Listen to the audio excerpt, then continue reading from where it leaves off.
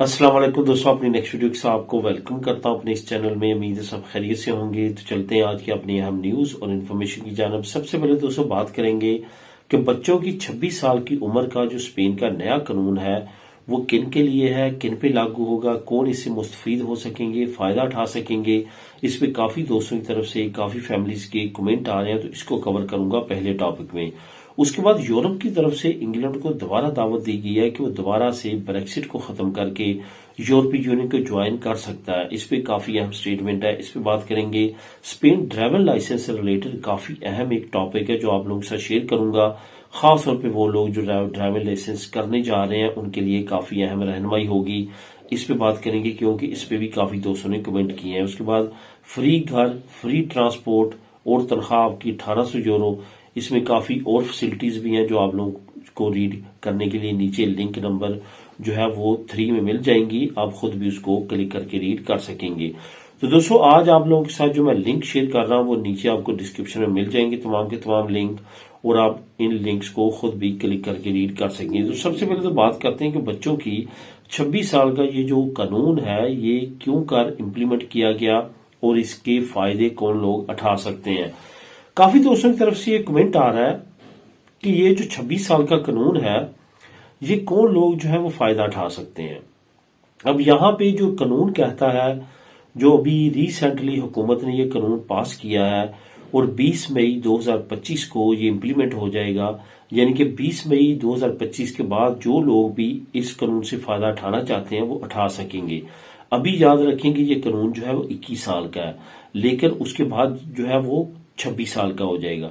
मैंने इसके कानून की जो कि इम्प्लीमेंट करने के लिए हुकूमत की तरफ से अनाउंसमेंट किया गया, मैंने उसको रीड किया है और वहां पे जो स्टेटमेंट लिखी गई है वो सिटीजन्स के लिए लिखी गई है। यानी कि जो स्पेन के सिटीजन्स हैं, सिटीजन में अब जो पीआर है, परमानेंट रेजिडेंसी वाले, वो तो शामिल नहीं होते। लेकिन यहाँ पे आपने एक चीज नोट करनी है कि अगर 21 साल वाला कानून जो है वो अगर इम्प्लीमेंट होता है दूसरे लोगों पे, जैसे कि परमानेंट रेजिडेंसी रखने वालों पे, तो ये कानून भी परमानेंट रेजिडेंसी रखने वालों पे इम्प्लीमेंट होगा। लेकिन यहाँ पे जो मुख्तलिफ लॉयर्स हैं वो इसके बारे में क्या करते हैं, वो भी मैंने उनकी भी राय जानने के लिए उनके भी मतलब मुख्तलिफ सोशल मीडिया तमाम अकाउंट्स पे और तमाम चीजें जानने की कोशिश की है। तो वहां पे जो उन्होंने स्टेटमेंट इस्तेमाल की है वो सिटीजन से रिलेटेड उन्होंने स्पेनिश नेशनैलिटी को लिया है। यानी कि जो लोग स्पेनिश नेशनैलिटी रखते हैं और उनके बच्चे जो हैं वो उनकी होम कंट्री में है, वो उनको यहाँ पे रेजिडेंट कार्ड दिलवाना चाहते हैं, दूसरे लफ्जों में तरखेता कम्युनितारिया दिलवाना चाहते हैं और उनको यहाँ पे लेके आना चाहते हैं, तो उनके लिए ये कानून वो 26 साल तक के अपने बच्चों को ला सकेंगे। ये कानून है। यहाँ पे ये आपको बताते चलूं कि वो नेशनैलिटी नहीं दिलवा सकेंगे, वो उनको यहाँ पे लीगली बुलवा सकेंगे और वो यहाँ पे तरखेता कम्युनितारिया ले सकेंगे। एक साइड तो ये होगी। दूसरी साइड यह है कि आप यहाँ पे नेशनल हैं, आपके पास स्पेन की नेशनलिटी है, आपका यहाँ पे कोई ब्लड रिलेशन बेटा बेटी या इस तरह की यहाँ पे ऑलरेडी है लेकिन वो इलीगल है, अब आप उसको भी जो है वो यहाँ पे लीगल करवा सकेंगे और उसको भी डायरेक्ट जो है वो तरखेता कम्युनितारिया दिलवा सकेंगे ब्लड बेस पे। लेकिन ये याद रखें कि तमाम डॉक्यूमेंटेशन, तमाम चीजें वो आपसे रिक्वायर्ड करेंगे। इसके लिए वो आपसे डीएनए टेस्ट भी ले सकते हैं ताकि ये कंफर्म कर सकें कि वो आपका रियल जो है वो ब्लड रिलेशन है वाकया ही या ये नहीं है। यहाँ पे एक और चीज आपको बताता चलूं कि बहुत सारे लोगों ने डीएनए टेस्ट के बारे में मेरे कमेंट नीचे वीडियोस में किए हैं कि तमाम लोगों को जो है वो डीएनए टेस्ट नहीं मांगे जा रहे। मैंने कभी भी ये नहीं कहा कि 100% लोगों से वो डीएनए टेस्ट मांग रहे हैं। मैंने ये कहा है कि ज्यादातर लोगों से वो डीएनए टेस्ट उन्होंने लेना शुरू कर दिया है। मैं यहाँ पे प्रैक्टिकल बात करूंगा। चंद एक दोस्त हैं जिन्होंने रिसेंटली जिनको कॉल्स आई हैं डीएनए टेस्ट की, उसमें से कुछ दोस्त ऐसे हैं जिनकी सिर्फ एक बेटी है, एक और दोस्त है जिनके सिर्फ बेटा है, कुछ दोस्त हैं जिनके 3 बच्चे हैं, कुछ के 2 बच्चे हैं। उन तमाम को उन्होंने कॉल किया और तमाम से डीएनए टेस्ट मांगा है। इस वजह से तमाम जो नए रूल और रेगुलेशन आ रहे हैं उसको ये बिल्कुल प्योरीफाई कर रहे हैं और 100% तसल्ली कर रहे हैं कि उसमें कोई भी किसी तरह का फ्रॉड या फेक चीज इस्तेमाल नहीं हो रही ताकि वो मुख्तलिफ फ्रॉडों से बच सकें। और यहाँ पे आपको ये भी बताता चलूं कि बहुत सारी कंट्रीज ने बहुत ज्यादा रिस्ट्रिक्शंस ऑलरेडी लगा दी हैं। इसी तरह से स्पेन में भी आने वाले वक्त में रिस्ट्रिक्शंस लग सकती हैं अगर इस तरह के फ्रॉड जो है वो जारी रहे तो आने वाले वक्त में मजीद हालात जो है वो टफ हो सकते हैं और आपके फाइलों को मजीद टाइम लग सकता है और मजीद रिस्ट्रिक्शंस और मजीद जो है वो देरी लग सकती है। तो दोस्तों, इससे रिलेटेड अगर आपके जहन में क्वेश्चन हो तो आप नीचे कमेंट कर सकते हैं।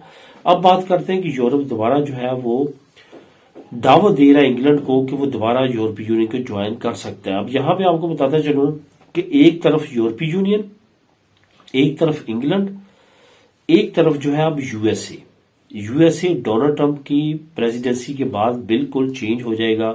जिस तरह से तल्लुकात इस वक्त यूरोपीय यूनियन के यूएसए के साथ है, जिस तरह की तल्लुकात यूरोपीय यूनियन के इंग्लैंड के साथ है और इंग्लैंड के यूएसए के साथ है, वो बिल्कुल भी आइडियल नहीं है। अभी रिसेंटली जर्मनी ने और फ्रांस ने डोनाल्ड ट्रंप को धमकी दी है कि अगर तुमने ग्रीनलैंड पे किसी तरह का भी हमला किया और कब्जा करने की कोशिश की तो हम आप पे जो है वो हमला कर देंगे।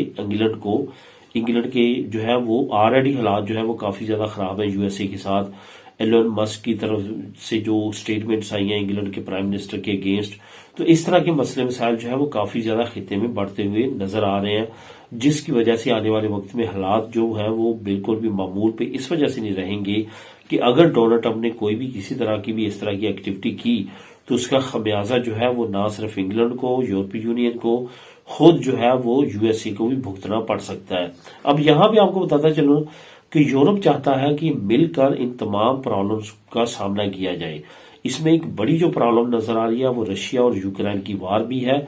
यहां पे एक और अहम डेवलपमेंट ये भी सामने आई है कि डोनाल्ड ट्रंप ने बगैर यूरोपीय यूनियन से सलाह मशवरा किए, बगैर यूके के प्राइम मिनिस्टर से या यूके की हुकूमत से सलाह मशवरा किए, डोनाल्ड ट्रंप ने जो है वो प्यूटन के साथ अपनी मीटिंग जो है वो फिक्स कर लिया, उसके साथ बातचीत करने जा रहा है ताकि यूक्रेन के इशू को खत्म किया जा सके। इस तमाम सिचुएशन की वजह से यूरोपीय यूनियन चाहता है कि यूके के साथ मिलकर एक नई स्ट्रगल की जाए और एक नई जो है वो पावर क्रिएट की जाए, जिसकी वजह से वो दोबारा दावत दे रहा है यूके को कि वो यूरोपीय यूनियन का मेंबर बने और ये जो मसले मसाइल है यूके के उससे वो भी खत्म हो जाएंगे और उसमें काफी ज्यादा मामनत मिलेगी। इसके साथ साथ जो है वो यूरोपीय यूनियन के साथ जो है मिलके एक नई पावर के तौर पे नए मसाइल को हल करने में मदद मिलेगी। अब देखते हैं इन तमाम तजवीजात के बाद और यूके, यूएसए, यूरोपीय यूनियन के तल्लुकात के बाद क्या नई स्टेटमेंट सामने आती है।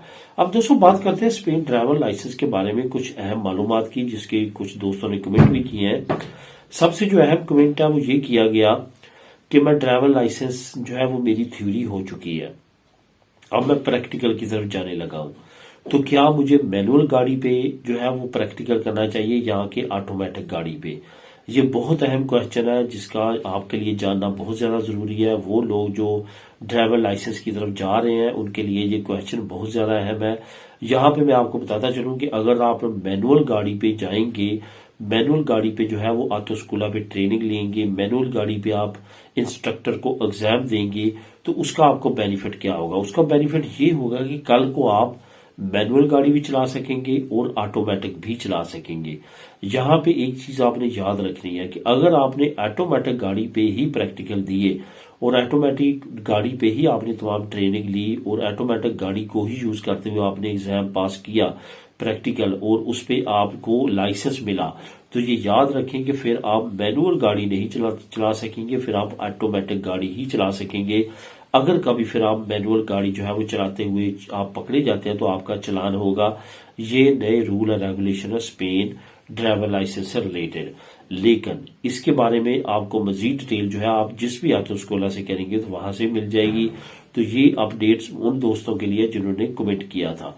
अब आपको मैं बताता चलूं कि फ्री घर, फ्री ट्रांसपोर्ट और 1800 यूरो जो तनख्वाह की अनाउंसमेंट हुई है वो कौन सी जॉब है। यहाँ पे आपको बताता चलूं कि ये जॉब जो है एक तो कंस्ट्रक्शन से रिलेटेड है, दूसरा जो है वो मुख्तलिफ सुपर मार्केट्स पे जो सप्लायर होते हैं उनकी जॉब्स हैं। इस तरह की मुख्तलिफ इस एरिया में जॉब्स हैं जिसकी अनाउंसमेंट की गई है। इसका लिंक जो नीचे मैं आपको प्रोवाइड करूंगा, लिंक नंबर 2, उसको आप क्लिक करेंगे तो वहां पे तमाम डिटेल आपको मिल जाएगी। वहां पे 1800 यूरो आपको तनख्वाह मिलेगी, फ्री घर मिलेगा, फ्री ट्रांसपोर्ट मिलेगी और काफी हद तक दूसरे बोनसेस हैं जिसमें फूड बोनस भी शामिल है, वो भी आपको मिलेंगे। ये खास तौर पे सरकारी अनाउंसमेंट है और सरकारी तौर पे भी इस जॉब की अनाउंसमेंट की गई है ताकि आपको अगर ये जॉब चाहिए तो आप लें और इससे फायदा उठाएं। इसकी मजीद डिटेल नीचे लिंक को क्लिक करके आप खुद भी रीड कर सकेंगे। मिलेंगे नेक्स्ट वीडियो में नई अपडेट्स के साथ। अल्लाह हाफिज।